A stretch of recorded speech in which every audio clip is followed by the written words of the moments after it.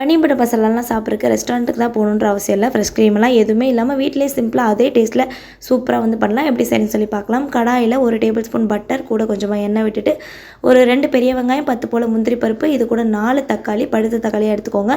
கொஞ்சமாக உப்பு, 3 காஷ்மீரி மிளகாய் போட்டு நல்லா வந்து வதக்கிக்கோங்க. இந்தளவுக்கு நல்லா வதங்கினதுக்கப்புறமா கம்ப்ளீட்டாக ஆற விட்டு மிக்சர் ஜாரில் ஃபைன் பேஸ்ட்டாக அரைச்சி எடுத்து வச்சுக்கலாம். இப்போ அதே கடாயில் 2 டேபிள் ஸ்பூன் பட்டர், கொஞ்சமாக எண்ணெய் விட்டு ஹோல் ஸ்பைசஸ், இது கூட நம்ம அரைச்சி வச்சுருக்க விழுது, 2 டேபிள் ஸ்பூன் இஞ்சி பூண்டு விழுது போட்டு நல்லா வந்து கலந்து விட்டுக்கோங்க. பச்சை மசாலா போனதுக்கப்புறமா 1/2 டீஸ்பூன் கரம் மசாலா, 1/2 டீஸ்பூன் மிளகாய்த்தூள், தேவையான அளவு உப்பு, 1 டீஸ்பூன் நாட்டு சக்கரை வந்து ஆட் பண்ணியிருக்கேன். என்கிட்ட ஒயிட் சுகர் இல்லை, அதனால் ஆட் பண்ணிக்கோங்க. உங்கள்கிட்ட ஒயிட் சுகர் இருந்துச்சுன்னா அதை கூட ஆட் பண்ணிக்கலாம்.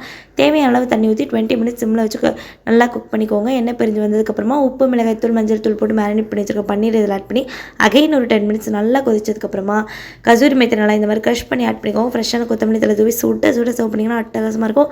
கண்டிப்பாக ட்ரை பண்ணிவிட்டு எப்படி வந்துச்சு அப்படின்றத மறக்காமல் கமெண்ட்டில் சொல்லுங்கள். பாய்.